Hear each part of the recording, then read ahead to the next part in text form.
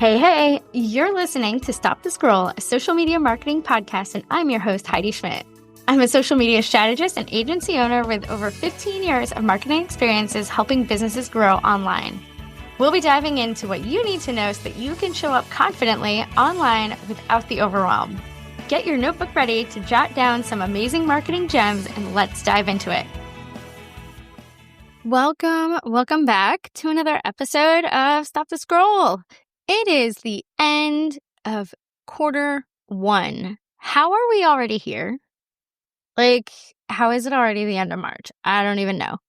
But today we're going to kind of talk about what we should be looking at now that it's the end of the quarter, how to adjust, thinking about our overall marketing goals, and how to plan for Q2.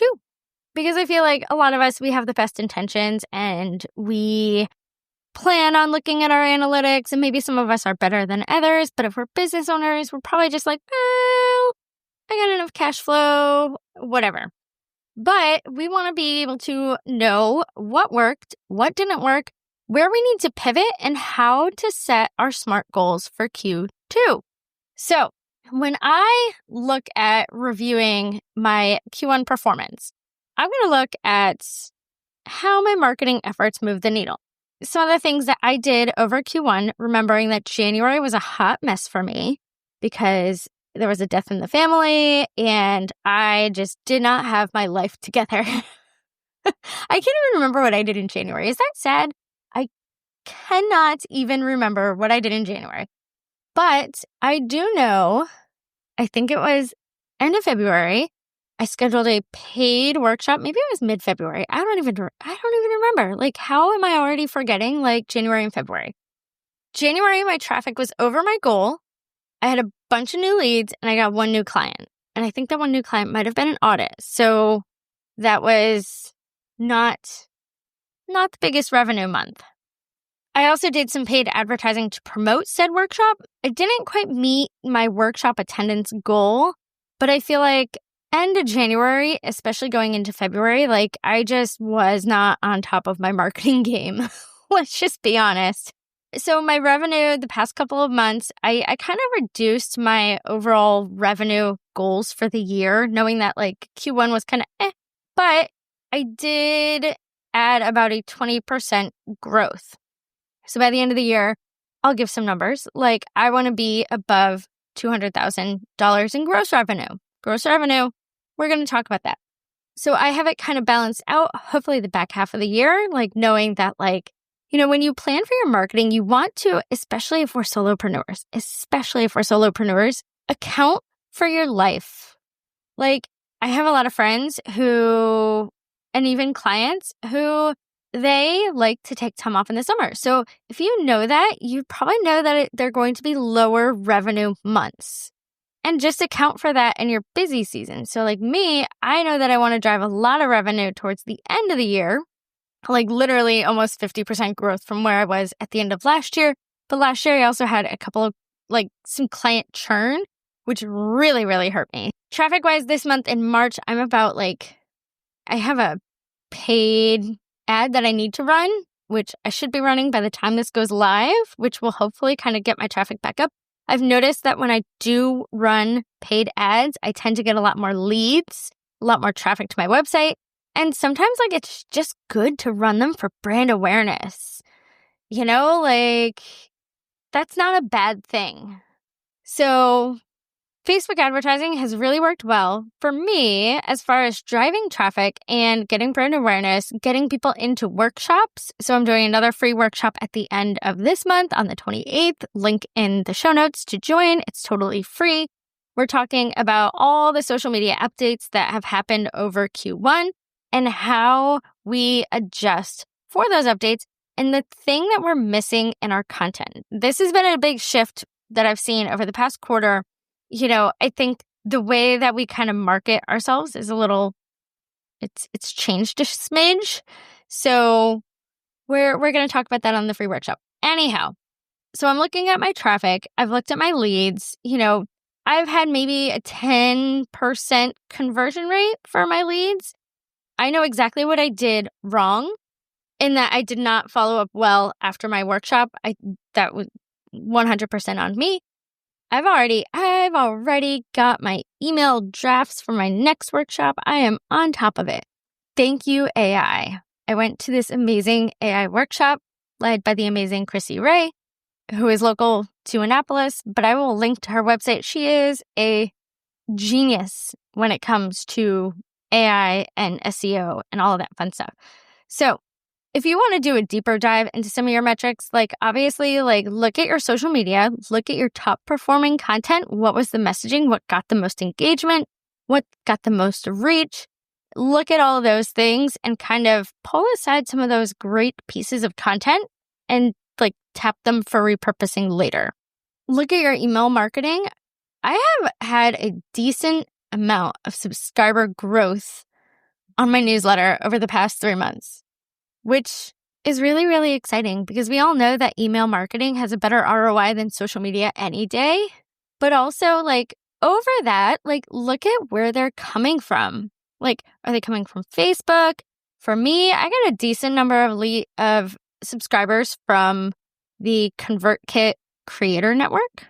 So a bunch of people have subscribed. Hey, if you're listening, hi, welcome to my newsletter list. Because I do promote my podcast on my newsletter, which absolutely, if you have a newsletter, you should be promoting the content that you create on there. Anyhow, those are just some of the metrics that we're going to look at. So look at what resonated the most. Look at what flopped, maybe what goals you didn't meet and why. You know, where did you get the most ROI? What was really a good bang for your buck as far as like time, effort, energy, and results? Obviously, we want to put some weight on those results, but like also time is money. And what did you spend the least amount of time on that delivered the best results? How do we adjust for Q2? You know, hopefully at the beginning of the year, you kind of put your quarterly goals into place. I certainly kind of set some monthly goals based on revenue from last year, based on traffic from last year. I didn't really put any lead goals. So like just to put into perspective, so April, I have a speaking engagement, which I'm really, really excited about. That's local here to Annapolis, talking about kind of social media strategy made simple. It is on April 9th, right before my birthday, right before I go on vacation, which is awesome. So April's kind of a slower month for me. Also, I'm hosting this is going to be a big part of the podcast over the next month. It's my 5-year business anniversary in April, which is super chef's kiss amazing and exciting. And I'm having a local party for clients and former clients, friends. So if you're interested, you can shoot me an email and say, hey, Heidi, I'd love to meet you. And I'll give you the details. If you're local to Annapolis, that is. So set your goals. So like if you have revenue goals, or maybe you just have traffic goals, maybe you're still in that brand awareness phase, like I really want to hit, landmark 2,000 followers. That would be amazing for me. I'm at like 1,300. My social media has kind of grown a lot over where I was this time last year, which is kind of amazing. But I want to think about, okay, if I have these revenue goals, what do I need to do? Look at your service offerings. One, like, okay, I'm looking at my offerings. I know that I get the best results from email and from in-person marketing. So I need to go to a couple of networking events. I need to put myself out there. Maybe I need to run another Facebook ad. Maybe I want to do another workshop, but maybe that's not a Q2 thing. Maybe. I don't know. If I do one, it'll be in June. But double down on what's working. Think about your strategy. Like if you're consistently posting, I try to consistently post 1 to 2 reels per week and 2-ish static / carousel posts, 1 to 2. So I'm posting anywhere from 2 to 4 times a week. That's me. Since I do my own, that's my happy consistency right there. If reels are driving the most engagement, I'm going to double down on them. I'm going to make more. Maybe I'm going to up it to 3 times a week and maybe just 1 carousel. We know that carousels are really, really performing well on Instagram right now. So maybe ditch the static posts and invest 2 reels and 1 carousel. Whatever is kind of working for you, like whatever is getting you the most engagement, whatever is kind of like driving home results, do more of it. Fix what's not working. Like if your email conversions are low, maybe look at your calls to action. Maybe look at the messaging. Maybe your subject lines aren't really relevant or speaking to what's inside your email. So look at that. Make sure that whatever you double down on or whatever's not working for you, that you align it with your business goals, or rather, not whatever is not working for you, but like whatever is working, whatever you want to double down on, align it with your Q2 business goals. Like, are you launching a new service? Are you pivoting your audience? Like, what's kind of your thing? Like me, I really want to garner a couple more consulting clients. So maybe I need to shift my messaging. And actually, my group consulting program will be launching at the end of April, early May. So that's a big push for my Q2. So I need to speak to that. If you're interested, drop me an email. And then finally, like, check in with your budget. And I am going to be the first one to say that I am not great with budgeting. I'm not great with it. I'm trying to be better. But over the past year, I have started checking in on my cash flow each month, so I can kind of readjust and shift. Obviously, my team, my content creators, are the largest chunk of my budget. I have tried to streamline, like automating my client payments, all of that kind of stuff, just to kind of like make sure that I'm comfortable, Adjusting all of this, like adjusting what's working and doubling down on that, it doesn't mean that you're starting from scratch. It doesn't mean that you're changing your goals. It just means that you're optimizing your operations. Rather, optimizing your marketing operations. It means that you're optimizing your marketing. You're going with what's working. We want to work smarter, not harder in marketing. Marketing is already overwhelming. We as business owners already feel that we are pulled in a million trillion different directions. So we really need to streamline what we're focusing our energy on. And if we have the resources, outsource some shit. Like, straight up, outsource it. Like, if you hate Instagram, outsource your Instagram. You can find a VA. You can outsource it to us. We'd love to take it off your hands. Like, whatever is working, but you just hate investing the time in it, like, your time is valuable. Respect your own time and see what you can take off of your plate. So as we kind of plan for our Q2, what are your goals? Are you focused on refreshing your content strategy? Do you have any seasonal campaigns?